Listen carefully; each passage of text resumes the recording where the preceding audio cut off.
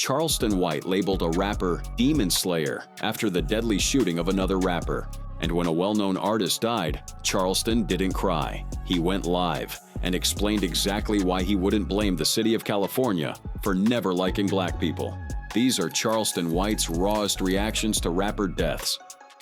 When King Von got killed outside that Atlanta hookah lounge in November 2020, the hip-hop world went into mourning. But Charleston White?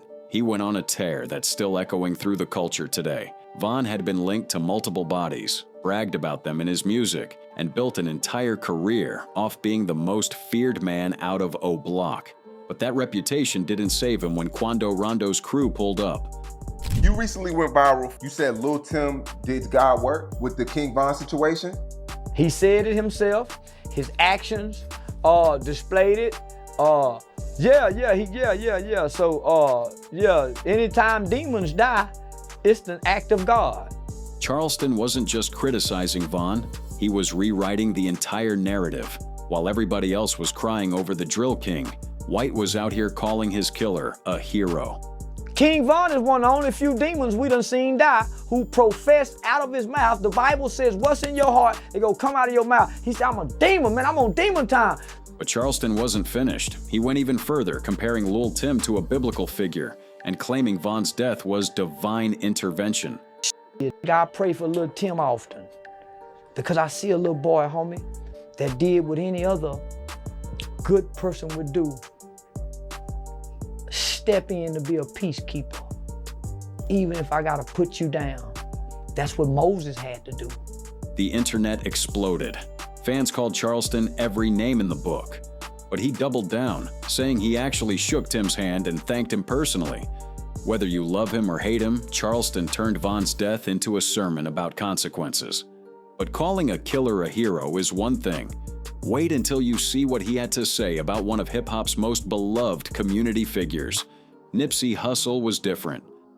The marathon runner, the businessman, the community builder, he was supposed to be untouchable. So when Eric Holder gunned him down in front of his own store in March 2019, the whole culture grieved. But Charleston White saw something else entirely. He saw a cautionary tale wrapped in gang colors. Nipsey got killed with no gun. I'm gonna keep a gun on me. Mo3 got killed with no gun. See the statistics that we looking at, how many is dying with no guns? That observation alone had people heated. But Charleston was building up to something much bigger, a direct attack on everything Nipsey represented. I think about Nipsey Hussle all the time, homie. He got killed by his own kind. He got killed in his own neighborhood, in front of his own store. Charleston's point was brutal. All that community work, all that investment, all that respect, none of it mattered when the gang colors came out. And then came the statement that sparked 1,000 death threats. I've been playing bad all my life. Why I'm gonna get this age and get scared now? I've been playing bad for real. No, man, no, homie, I don't. He compared himself to Nipsey, but said there was one crucial difference. He wasn't out there repping colors and making himself a target. Charleston turned Nipsey's death into a lecture about false loyalty and the worthlessness of gang affiliation. When even the most respected names in hip-hop aren't safe from Charleston's commentary, you know nobody's getting a pass. And this next one? He didn't just criticize, he mocked. Draco the Ruler had just beaten 2 murder cases. He was on top of the world, performing at Once Upon a Time in LA, when a mob rushed backstage and stabbed him in the neck. He died before help could arrive. The hip-hop community was in shock, but Charleston White had one cold response ready. Hit that neck. He jumped it back on stage. Oh, God, what the Yeah, that's where you hit his ass, right where they hit his goddamn. No sympathy, no tears, just a breakdown of how the attack went down, like he was watching a fight tape. The callousness was staggering even by Charleston standards. That's what I was taught. You hit his ass from the neck up and teach him a lesson. Draco was taught a valuable lesson. Trying to be tough. yeah. Fuck him too. Charleston's reasoning? You can't beat murder cases, stay in the streets, and expect the universe not to catch up. In his mind, Draco was living proof that legal victories don't erase street karma. Yeah, fuck everything California represents. I'm pissing on the California flag. Y'all was with the Asian so fucking you put with handcuffs on and super glue. That line opened up a whole other chapter. Charleston's war on California itself. In his view, the state was cursed ground for black men, and Draco was just another name on a very long list. Speaking of that list, wait until you hear what Charleston had to say about another LA tragedy that had the whole country watching. Pop Smoke was only 20 years old when robbers kicked in his Hollywood Hills door and shot him dead. The Brooklyn drill pioneer was just getting started. Welcome to the Party had the whole world dancing. But Charleston White grouped his death with every other rapper who met their end in California, and his analysis was ice cold. I hate California. Straight up, huh? Yeah. They killed Biggie, they killed Pac, they killed Nipsey, Pop Smoke.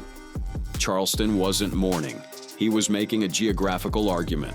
California, in his mind, was a death trap for black entertainers who flash wealth in the wrong places. Quando, yeah, homie, they don't love black people in California. They not going after Swifty Blue. Yeah, he said he got to check in after something. The pattern was undeniable in Charleston's view. Rappers fly out to LA thinking the sun and studios will protect them, but the streets don't care about platinum plaques. Nobody's prospering in California, so why are rappers running there? You can get good everywhere now. They beaches ain't worth shit. Pop Smoke posted his address on Instagram before he died. Charleston didn't need to say it. Everyone already knew. But his larger point was that the culture itself was sending young black men to their graves. That same California critique came back even harder when the next rapper on this list got killed at Roscoe's Chicken and Waffles. PNB, Rock was eating with his girlfriend when a gunman walked up, demanded his jewelry, and shot him multiple times in broad daylight. The September 2022 killing sparked debates about location tagging on social media and whether his girlfriend was to blame. Charleston White? He wasn't interested in any of that. Let me say this, homie. I've never heard of this guy till yesterday. I'm on nobody's death for. His death don't mean nothing to me. Everybody know if you go to California been killing rappers forever, homie. The brutality of that statement shocked even people used to Charleston's antics. He didn't just dismiss PNB Rock, he acted like he never existed. So what? PNB died. Him. Go highlight his death. What about all the deaths? What about the deaths in Philadelphia over Labor Day weekend? Astounding numbers. Yeah, we don't know one name. That was Charleston's real point, the hypocrisy of mourning famous rappers while ignoring the everyday violence in black communities. But he wasn't done. It has nothing to me. It's just like me passing by a car wreck and saying, man, it looks like somebody died in that car wreck, and I go on about my life. That's what his death means to me. So I didn't look at it. I'm not intrigued to look at it. I don't give a fuck about no dead rapper. Charleston turned PNB Rock's death into a mirror, forcing fans to ask themselves why they cry for entertainers they never met while their own neighborhoods are bleeding out. The pattern was clear. No famous death was sacred to Charleston. But his next reaction would reveal something nobody expected: actual emotion. Mo 3 was the exception. The Dallas rapper was gunned down on a highway in November 2020 after a chase that ended with him trying to run on foot.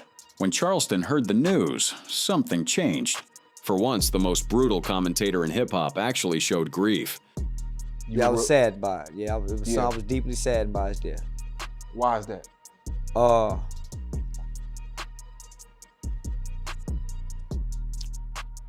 His story of the underdog. This was not the Charleston White people were used to. He was speaking with genuine emotion, praising Mo 3's journey from sleeping in cars to becoming a regional star. He made it into a kingdom on earth, homie. And he was sleeping on the bus, sleeping in apartment complexes, sleeping in his car, selling CDs, man. And the man made it up out the pasture with his gifts and his talents. But even in his grief, Charleston couldn't ignore the pattern. Mo 3 had mocked his own death in his music. And for Charleston, that was the lesson. He mocked his death. He sowed his own seeds of death and destruction. And he died just like he predicted. Man, that was sad, homie. The contrast was striking. Charleston cried for Mo 3 while saying "them" to rappers with bigger names. The difference? Mo 3 was from Dallas, Charleston City. That connection hit different.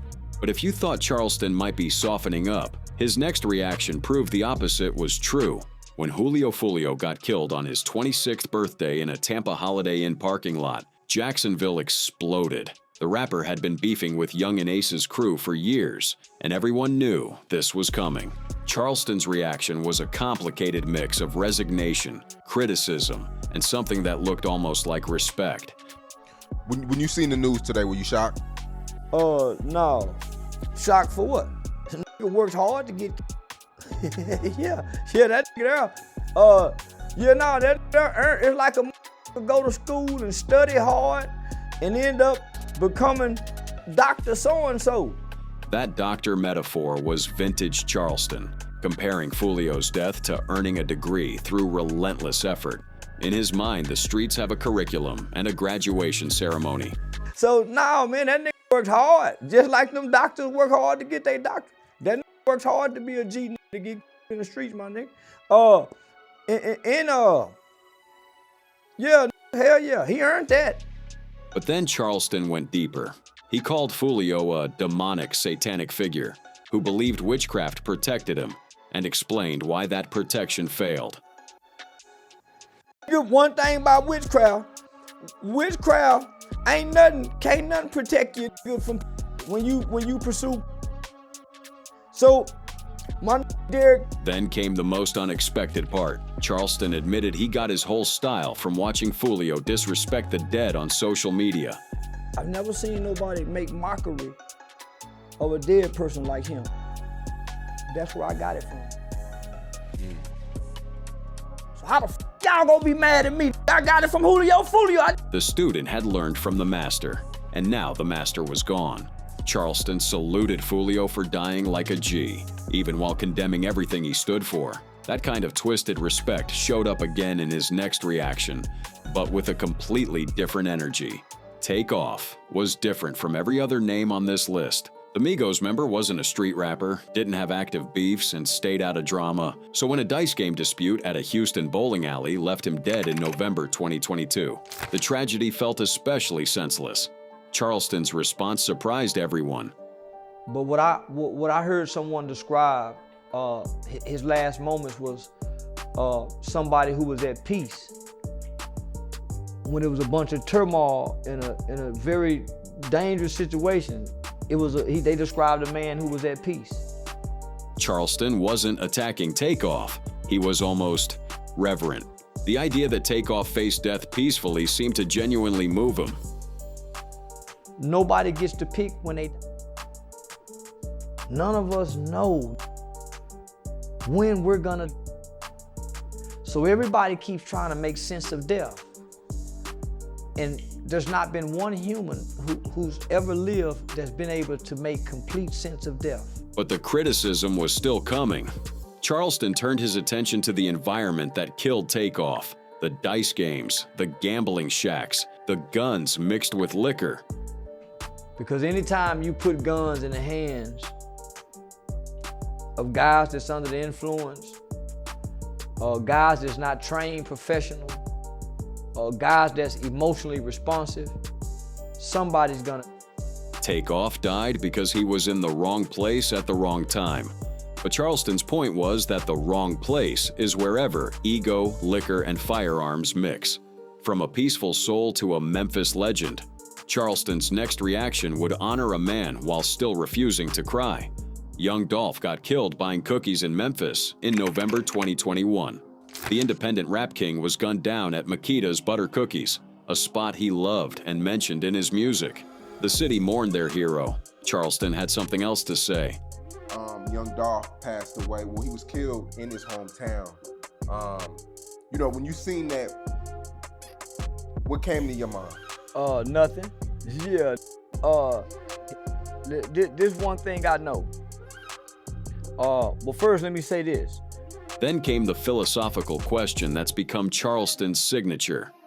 Who convinced us that death and dying is a bad thing? Who convinced us that dying is bad? when every living organism, every living creature, every living species has to die.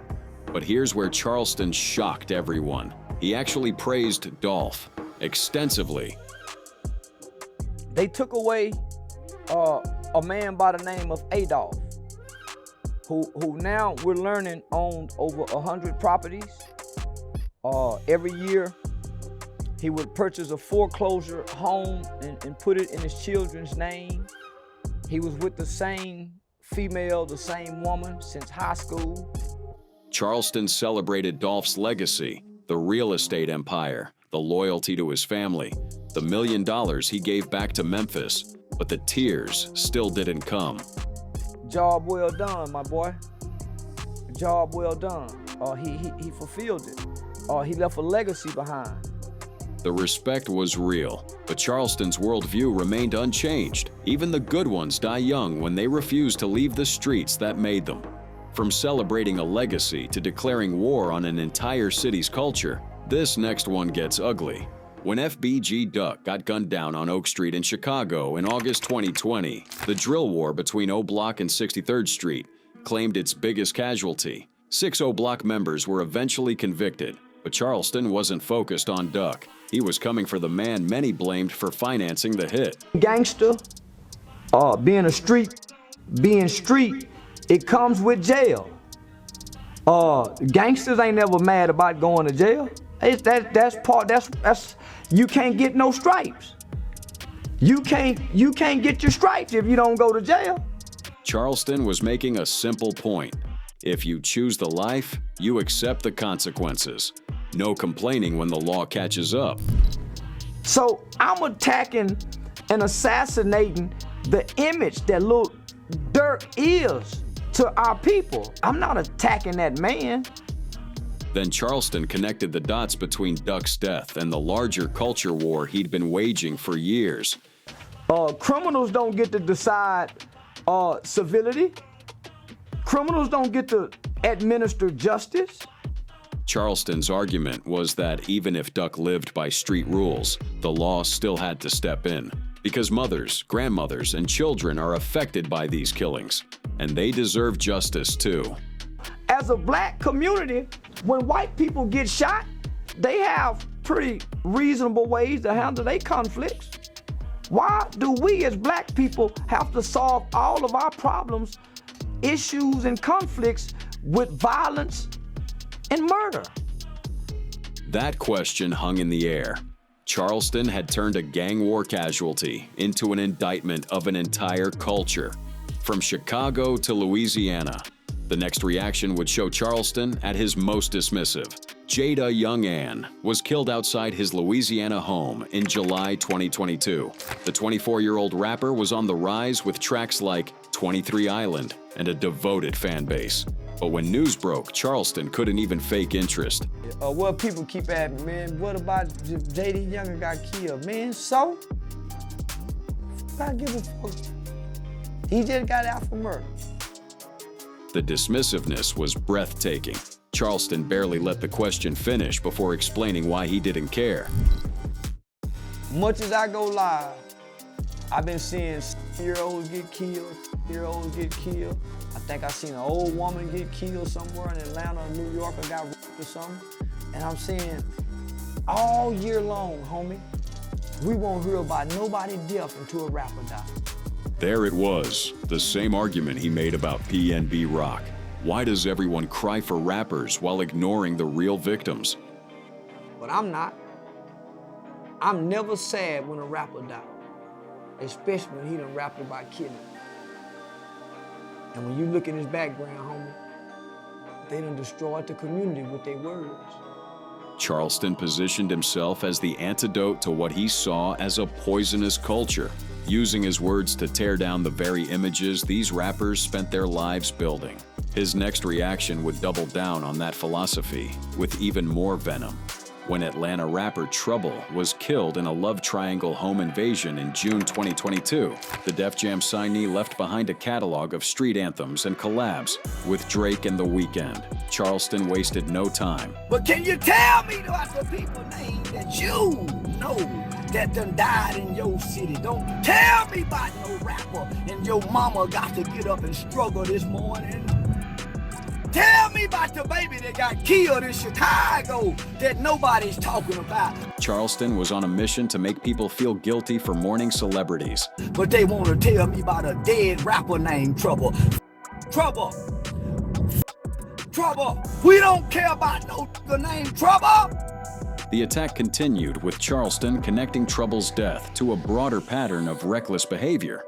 What I hear Trouble got it. Trouble was a woman. Everybody know a kill you by the Trouble got killed by the that ain't nothing different that happened every day in the neighborhood. In Charleston's view, Trouble died the same way anonymous men die in every hood across America, over a woman. The fame didn't matter. From dismissing Trouble to attacking legends, Charleston saved his most controversial takes for the icons. Tupac Amaru Shakur, the Black Jesus of hip-hop, the revolutionary, the legend, and according to Charleston White, the founder of everything wrong with the culture. He ain't never teach about the He said, nigga, them ain't the same people. It's a big difference in the N-I-G-G-E-R and the N-I-G-G-A. Charleston wasn't just criticizing Tupac, he was dismantling the myth entirely. He argued that Pac's Thug Life brand created a blueprint for self-destruction that young black men have been following ever since. Pac was a fake rapper. That's what got his killed. That wasn't real. And Tupac was over there faking with Death Row. That's how that got killed. If he was real, he would have stayed on the East Coast. He wouldn't have went to the West Coast sucking. Then Charleston dropped his analysis of how Tupac actually died and why he had it coming. The white folks didn't kill him. The FBI didn't kill him. When he kicked that he didn't know that was a real street. And he was a major mover and shaker in the streets. Charleston's final point was aimed directly at the fans who worship Tupac more than their own fathers. Don't love these rappers this guy much, homie, and they wasn't never there for you in your life. Don't honor and idolize and praise these rappers, homie. From one legend to another, Charleston had the same energy for the King of New York. If Tupac was the West Coast martyr, Biggie was the East Coast prophet. Ready to Die changed hip-hop forever. But Charleston White put Biggie in the same category. As every other dead rapper, he refuses to mourn. Pimp C, Pop Smoke, who else? Now what y'all gonna do? I bet you won't come to Texas. That's all I'm saying. Charleston was running through a list of names, like a shopping list. No pause, no respect. Just dismissal after dismissal. So the Crips, I'm gonna say it one more time. The Crips, the Bloods, Nipsey Hussle, Tupac, Biggie. Charleston's argument was that Biggie's music, the crack-dealing fantasies, the robbery anthems, the excess, created the same cycle of destruction as Tupac's Thug Life doctrine. Yeah, I've been said J. Prince. Yeah, Mob Ties. Them came down here, tried to take some money. Mob Ties came down here, tried to take some money one time. My Dewberry and them stepped in and took that money back. And guess what Mob Ties and them did? Gave the money back. In Charleston's world, no name is too big, no legend is too sacred, and definitely no rapper is worth tears. That same energy extended to the next icon on this list. A man who died battling demons, Charleston refuses to excuse. Earl Simmons, DMX, died in April 2021 from a cocaine-induced heart attack at age 50. The Rough Riders legend had spent decades fighting addiction, incarceration, and his own fame. Fans mourned the loss of a hip-hop warrior. Charleston mourned nothing. So you think they wasn't mourning before now? You think they hadn't been mourning before his death? See, a dope fiend dies long before he dies, right? A drug addict does things to his family that when he dies, the family's not surprised. Charleston wasn't criticizing DMX the man. He was criticizing the celebration of a life wrecked by addiction. I'm born 1977. Whatever I do in between that dash is what people have a right to speak on the day I tap out of here. So be mindful what you do between that dash. If you die a dope fiend, you a dope fiend, homie. Then came the uncomfortable question Charleston loves to ask. Why does success excuse failure? I watched the versus battle between him and Snoop Dogg. Wasn't nobody calling him great then. When he was in and out them motels, I watched the interview with him and his wife. What he took her through? Charleston's final point cut deepest. DMX's millions in sales meant nothing to his children, who had to watch their father struggle with addiction publicly. That don't mean nothing, homie, to them kids, because you sold 50, 100 million records, but your kids got the burden of shame of their daddy being a dope fiend. He means something to y'all because he sold all them records, but to his kids, he was a struggling drug addict. From DMX to the next Texas legend, Charleston White saved some of his most personal venom for a man who helped build Southern rap. Pimp C, one half of UGK, died in 2007 from an accidental overdose of codeine syrup combined with sleep apnea. His influence on the culture is undeniable. But Charleston, he turned the tribute into a roast session aimed directly at Bun B. I'm mad because his little boy ain't as handsome as my boy. These rich Bun B mad because Pimp C dead and my homeboy Dewberry still living. Pimp C dead like a all my homeboys still living. That opening shot set the tone. Charleston wasn't just disrespecting Pimp C, he was rubbing it in Bun B's face that he still had his friends while Bun lost his partner. Then he took it even further. Let me call Dewberry, see what he sound like. Let me call Dewberry. Dewberry! Let me call Dewberry. Dewberry, you still alive this morning? You, the Bun B partner, Pimp C gone. He can't call his buddy no more. He's sad. Bun B, I'm gonna call my buddy. Charleston actually called his homeboy on camera just to prove a point. He can still hear his friend's voice while Bun B can never hear Pimp C again. The cruelty was calculated, but Charleston had one more dagger to twist. Bun B, I ain't got no dead homies. You mad cause y'all got dead homies. Dead homies, dead rapping homies. Pimp C. And guess what? Pimp C wife took everything. She took the trio, family entertainment. You can't make no more Pimp C. Man, don't come to her doing all this typing. Charleston's broader point was that the syrup culture Pimp C helped popularize ultimately killed him, and continues killing young black men who worship the image without understanding the consequences. That attack on a legend was brutal, but Charleston's next target was a young Atlanta star whose kidneys gave out from the same poison. Lil Key died in May 2022 at just 24 years old. The YSL rapper, signed to Young Thug's label, passed from kidney failure, and Charleston White knew exactly who to blame. Not God, not the devil, not the system, just Keed himself. A week after Young Thug went to jail, his other artist, Lil Key, passed away. Yeah, his partner say he was sipping syrup. Kidney's bad. Yeah, young with a bad kidney, say out of luck. Charleston's argument was simple. Everybody knows what lean does to your body. The warnings have been out for years, so why should anyone be surprised when the consequences arrive? Yeah, God didn't have nothing to do with this. The devil didn't have nothing to do with this. The white man didn't have nothing. This was a nigga that liked sipping syrup, and his kidneys went bad, and he died. Who feeling sorry for him other than his mama and children? I'm not me. That line drew a hard boundary. Charleston reserved sympathy only for the innocent, the mothers and children left behind. The man who made the choices, he got what he ordered. Why y'all sad when I die, when it's time to die? You've been living life how you want to live it on your terms.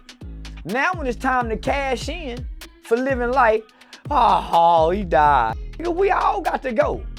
Oh, he died of bad kidneys. That's what happened when you sip that syrup. But Charleston wasn't done. He applied the same standard to himself. If he dies from the life he's chosen, don't mourn him either. Stand on them choices. If some gangbangers kill me, don't y'all be sad. I've been talking to killers. I've been talking to these like ain't nobody ever talked to them before. That consistency is what makes his commentary hit different, even when it stings.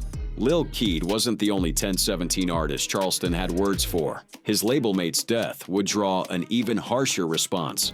Big Scar died in December 2022 at 22 years old from an accidental prescription drug overdose. The Memphis rapper, signed to Gucci Mane's 1017 Records, was on the rise with tracks like So Easy Boys, but Charleston grouped his death with another 1017 artist and saw the same pattern playing out. If her boyfriend, Big Scar, whatever the nigga name is, he died of the same thing she died of. Come on now. Remember Ray Charles and his? Remember Ray Charles? Ray would get high with, and if that Ray get the phone call to his wife, he him the phone. Charleston compared Big Scar and Enchanting to Ray Charles and his wife. Two people getting high together until the drugs took them both. The parallel was dark but deliberate. Who mad at me by tip the truth? And I've been studying and watching this little girl. See, she what get me up when she was alive. I don't see y'all showing the same love. Just last year, she been even a hit. She ain't made a hit song. She ain't had a hit record. Charleston's critique extended beyond Big Scar himself to the fans who only showed love after death. Where was all this energy when these artists were struggling and needed support? But they heard her lyrics too. She was talking about substance intake. They heard that, so why they can't hear this? Cause it's the truth, ain't it? Month on me the muzzle, my man. In Charleston's view, Gucci Mane's label signed young talent, but didn't provide the guidance to keep them alive. Big Scar had already survived a car accident that left him scarred. That's how he got his name. But the pills caught up with him anyway. From Memphis to Texas, the next death hit even closer to home for 1017. Enchanting died in June 2024 at 26 years old after being taken off life support following an overdose. The Texas rapper was another 1017 signee, and Charleston had been watching her career, or lack of one, for years before her death. His reaction was merciless. Who mad about what I said about that girl Enchanting? Yeah, let me shake her because I talked about it before she died. Yeah, I talked about it before she died. See, this one thing I know. There's one thing I know about the industry from being in the industry. You can't be to an artist and step into this demonic world and they don't go to sucking and f***ing and playing those into. And that's just what happened to that little girl. Charleston's argument was that the industry exploited Enchanting's while providing nothing in return. No hits, no real money, no protection. He'd been tracking her career from the moment she signed. So I'm saying, I would say to myself, how can I be passing her and she's with Gucci?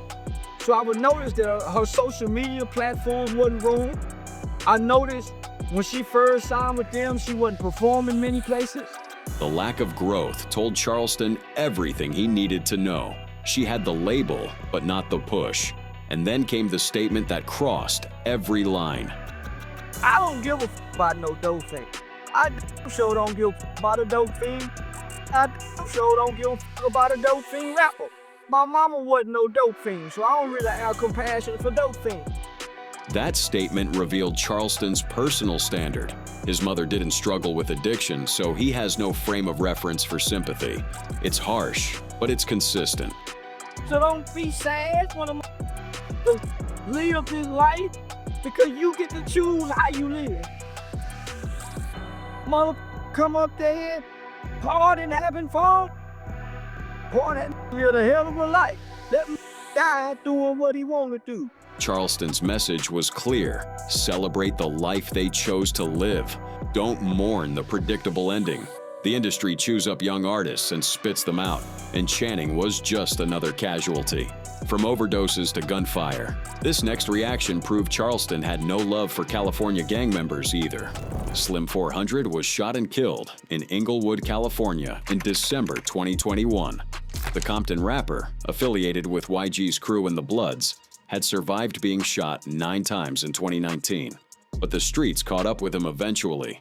Charleston's response was a celebration. Talking about, man, I don't give a about no gang member dying.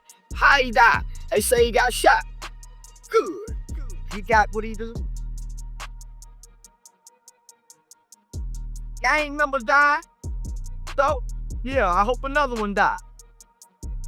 They say they purged it in California. No sympathy, no pause, no reflection. Charleston heard a gang member died and immediately asked for more. What came next shocked even the people used to his antics. I hope they kill a bunch of gang members. I hope they kill a bunch of black gang members in California. Die, gangs. Yeah, I hope more Slim 400s die. Yeah, I hope some more Slim 400s die. There's gang members. I pray right now in the name of Jesus that some more black gang members die by the hands of other gang members. Yeah. That prayer sent shockwaves through the internet. He was literally asking God to take more gang members off the earth. But Charleston was just getting warmed up. What was it? They say he was a Pyru. Rest in piss, Pyru. Slim 400, rest in piss. You ain't what? You was nothing but a goddamn gangbanger. Yeah, your mama and them sad in the mother.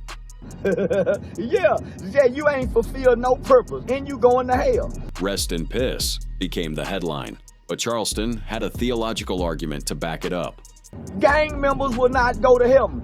Dogs will go to heaven before gang members will. All dogs go to heaven, not gang members. all dogs go to heaven, not gang members. He burning in hell right now. Go to hell, Slim 400. Where you belong.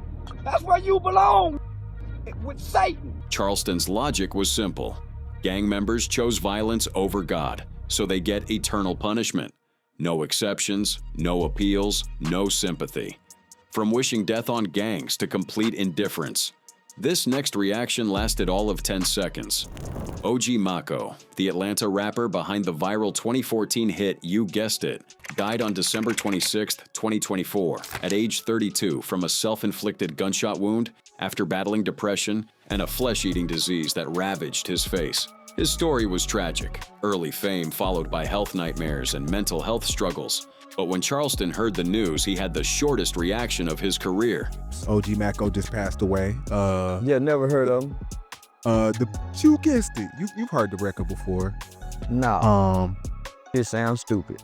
That was it. 10 seconds. No rant about lifestyle choices, no lecture about the streets, no prayer for more deaths, just pure indifference.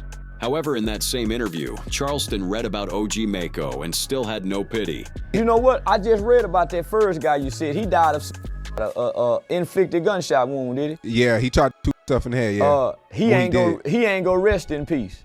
Yeah, ain't gonna rest in peace. That same cold detachment was unmistakable. Charleston spoke about OG Mako's death without sympathy, even suggesting that attempting condemned him to hell, offering judgment instead of compassion. So he gave it nothing. You can't stand over this dead body and say, man, this was a monster. He used to do this, and I don't, you know, the preacher got the foot. So nah, homie,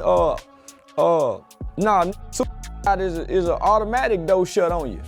That coldness stood in similar fashion to his next reaction, where he had a lot more to say about an Atlanta star who overdosed, doing exactly what his lyrics described. Rich Homie Quan died on September 5th, 2024 at age 34 from a lethal mix of fentanyl, alprazolam, codeine, and promethazine. The Atlanta rapper behind Type of Way and Flex was found unresponsive in his home. The hip-hop world mourned. Charleston threw a party. Yeah, he was a big fella.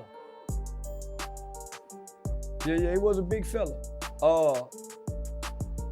But shit, died doing what he loved to do. He was on stage. Charleston's logic was simple. If you love getting high and you die getting high, that's not a tragedy. That's a lifestyle choice reaching its natural conclusion. And he was just getting started. Man, if you know I do drugs, and y'all find me somewhere dead off the drugs that I like doing, who should be sad? Die doing what he want to do. Who don't want to die doing what they love to do? I don't give a damn what it is. Like getting high. That rhetorical question cut to the heart of Charleston's philosophy. If someone chooses their poison, why mourn when the poison does its job? And you died doing what you love to do. Let's celebrate this death. Boy, my was over there get out. Yeah, no, man, you shouldn't be sad. Oh my goodness, he got the wrong kind of pill. He been taking these bad pills. Been popping in the songs 10 years ago. He told you he liked Xans, Perks. Charleston pointed out the receipts. Rich homie Quan had been rapping about pills for a decade. The warning signs were literally in his lyrics. It's been in the music 10 years ago. Why sad and surprised? And we all sneaking and getting high off something. We all sneaking and getting high off something, y'all. So if a gets hard till it explode, man, died. In Charleston's world, rich homie Quan got the death he ordered. High, comfortable, doing exactly what he wanted. That's not sad, that's celebration worthy. But if you thought that was cold, Charleston's final reaction on this list would prove he has absolutely no limits. In March 2025, Fort Worth rapper G. Lil Ronnie and his daughter were shot and killed in a targeted attack. The double murder shocked Texas. But Charleston White, who's from Fort Worth himself, went on a rant so explosive, it made everything else look tame. There's some dumb Julio acting like I was celebrating the captures. Man, I don't give a f about nothing. Y'all ain't got mad. Yeah, the city of Fort Worth too. The internet exploded. Charleston didn't just dismiss the rapper, he went after the child too. The backlash was immediate and fierce, but Charleston doubled down. Now who go do something? I'm back toting gone now. Toting gone and smoking weed. Who go do something about it? I said Lil Ronnie. Now which one of you go put your life on the line and come die by the Charleston was daring anyone to retaliate, claiming nobody has the courage to touch him despite years of threats. He wasn't backing down an inch. Lil Ronnie and whoever mad about me doing a say cheese TV interview. Get paid $10,000 per interview. You think I give a about you bury your dead baby? I'm gonna talk about whatever the I wanna talk about. And ain't nobody gonna do nothing about it. Come die about it. The money line was deliberate. Charleston was saying his bag matters more than anyone's grief. Then he brought up Nipsey Hussle one more time to prove his point. I said, Nipsey Hussle, baby. It ain't nobody done that. You think they gonna do something about Lil Ronnie? Man, you think they gonna do something about Lil Ronnie? Ain't nobody gonna do a motherfucking thing by Lil Ronnie. I can't wait till they kill you. Me neither. Charleston's argument, buried under all the shock value, was that the street life Ronnie lived put his daughter in danger. When you run with that crowd, innocent people die too. But the delivery was so brutal that the message got lost in the outrage. Shondale Tuka Gregory was just years old when he was shot and killed at a Chicago bus stop in January 2011. His death might have faded into the city's grim statistics, but drill rappers turned his name into a punchline. Smoking Tuka became slang for getting high, a taunt that echoed through countless songs. Charleston White had a different take on the teenager everyone loves to diss. Say, homie, why we ain't heard it now? As long as it's been going on, you ain't heard none of his enemies say that. None of the niggas said Tuka. Charleston made a crucial observation. For all the years rappers have been dissing Tuka's name, not one of his ops has ever come forward to say what he actually did to deserve it. That silence spoke volumes. Mama, I'm at the bus stop. How many gang-related kids, when they get kicked out of school, call their mama?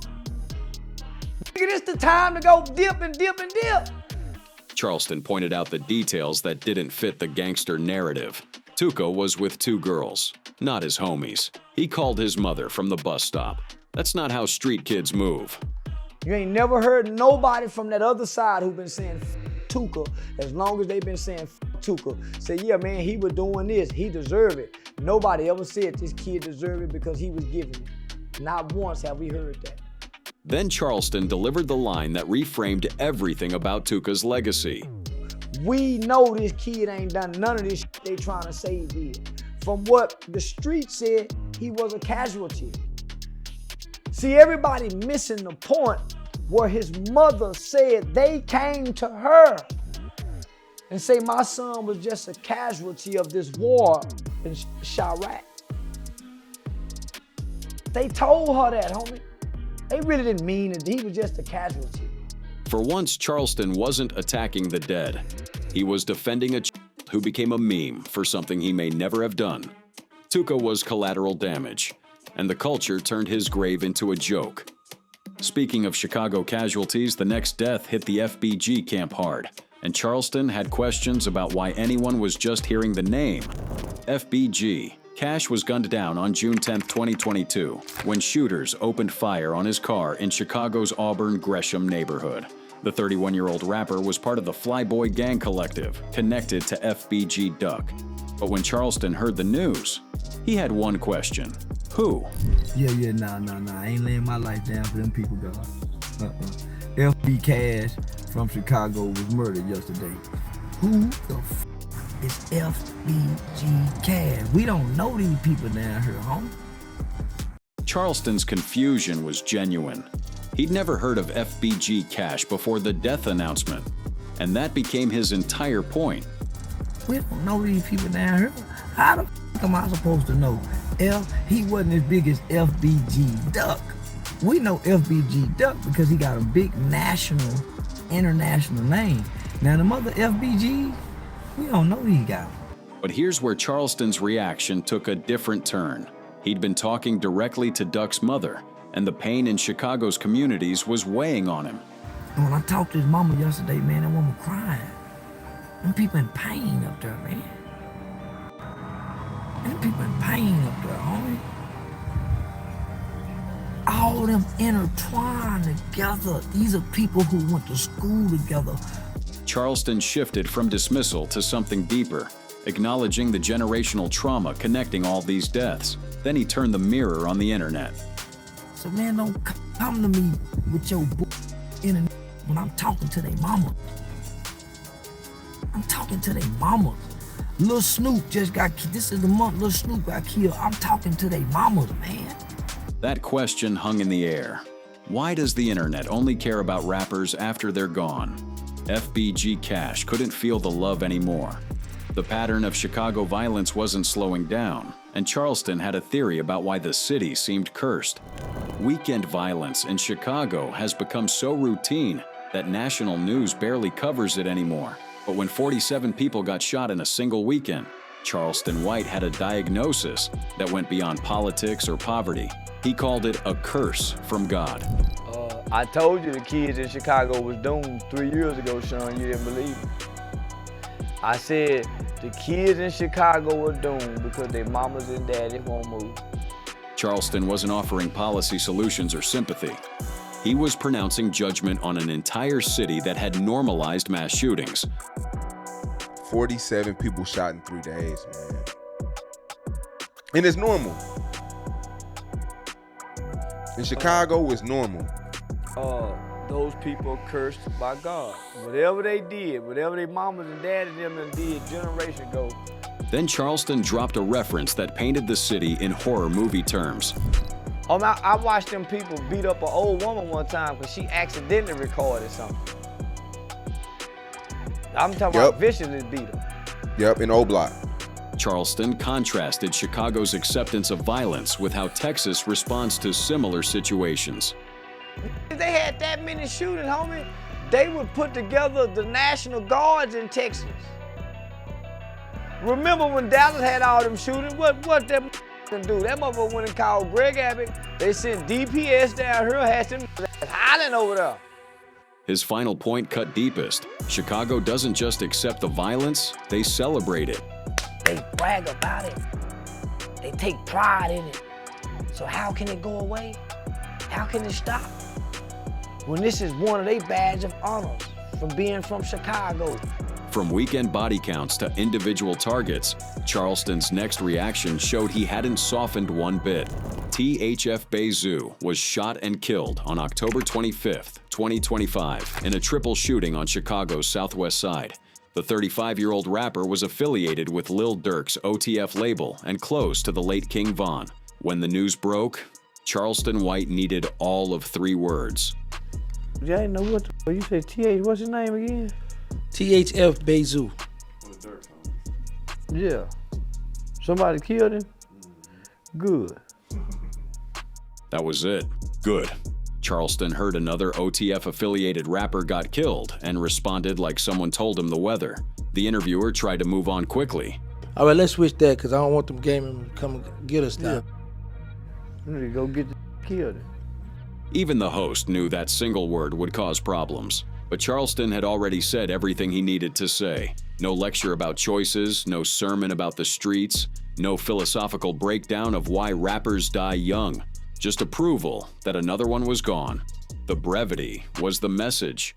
Bezu was connected to Dirk, connected to Von, connected to the whole OTF machine that Charleston had been criticizing for years. In his mind, the outcome was inevitable and deserved. Speaking of Dirk, Charleston had much more to say when the feds finally came for the Drill King himself. When Lil Durk got hit with federal murder for hire charges in 2024, the hip-hop world held its breath. The drill pioneer who'd built an empire off pain and loss was now facing the same system that took down so many of his peers. Charleston White didn't shed a single tear. His grass. Yeah, it's like I don't know if there's a sunny side up on this. Tell to get out of jail. That's all I know. It's just a sunny side up. Tell it on anything, anybody at this point. What y'all don't know? Who y'all was there? Make up some. Charleston predicted Dirk would have to cooperate to see freedom again. But the interviewer asked who deserved sympathy in the situation. Dirk's kids, his mother. Charleston shut that down immediately. Who do you feel bad for in this situation with Dirk? Like, is there his children, his mama, his kids? He done made somebody mama cry with a baby. Y'all gonna have compassion for his kids for he took somebody's baby. Charleston flipped the sympathy question. Before you cry for Dirk's family, remember the families he allegedly destroyed. Then he dismantled the myth of the perfect crime. Nah, ain't no perfect crime, nigga. That's why all of them get caught at some point. It's always a clue, it's always a witness, it's always something you leave that's gonna get you, to get caught. Charleston revealed how law enforcement really operates, with budgets specifically designed to pay informants. Man, the FBI got money set aside to pay informants. To take care of man, for years. The FBI, your government, your state police, they have a whole budget for to come play snitch. His final point, you can't outwork people who never sleep. You can't outthink these people because they got 3 shifts. They got 3 shifts. When you at your smartest and at your, you still gotta go to bed and get some rest. Come on in, they got another shift come in, watch here. Dirk's downfall was connected to another death Charleston had been tracking, FBG Duck. And the arrests in that case gave him everything he needed to prove his point. When federal indictments dropped charging O-Block members with FBG Duck's murder, Charleston White had been waiting. He'd built a relationship with Duck's mother, and the news hit different when you know the family personally. Some O-Block members, they just been indicted on the death of FBG Duck. Yeah. I believe it was 4 or 5 of them. One of the trigger man allegedly. Yeah, you know, the FBI came out on a press conference and they said that it's easy now. You can see it on YouTube. Charleston had been talking to Mama Duck, and hearing the joy in her voice changed his perspective on justice. Shout out to Mama Duck. You know, over the last year, I've bonded with her, right? So she called me. She called me today and told me that, you know, the FBI was gonna be doing a news conference for me to tune in. She sent me, you know, so just to hear her. But Charleston's main point was about how the killers got caught. They told on themselves through their own music and social media. Told on themselves. So who needs snitches? Why do they need snitches? When the who sell weed flash his money on Instagram. Then Charleston labeled Dirk with a title that stuck. Well, you know, I once identified him as an agent of darkness. That was my exact description. Man, he's an agent of darkness. He can't fall back, homie. He can't fall back. Charleston closed with something unexpected: hope. Running from them indictments. So I understand, but let me just say this: it's never too late to turn right and go straight. I'm gonna say that again, homie. It's never too late to turn right and just go straight. From individual deaths to the culture that creates them, Charleston saved his most controversial comparison for last. Charleston White has said a lot of inflammatory things over the years, but nothing sparked more debate than his claim that gang culture is worse than slavery. He wasn't backing down. Yeah, and they keep saying, well, slavery lasts 400 years. They gave the slaves somewhere to live. Even black people own slaves. Charleston's argument wasn't about minimizing slavery. It was about the self-inflicted nature of gang violence. When you look at ganging, black people never had the mindset to kill one another. So number one, that's what make it worse than slavery any day. Because when black people saw each other back then, it wasn't to kill each other. Now it's to kill each other. He drew a contrast between the aspirations of enslaved people and the mentality of modern gang members.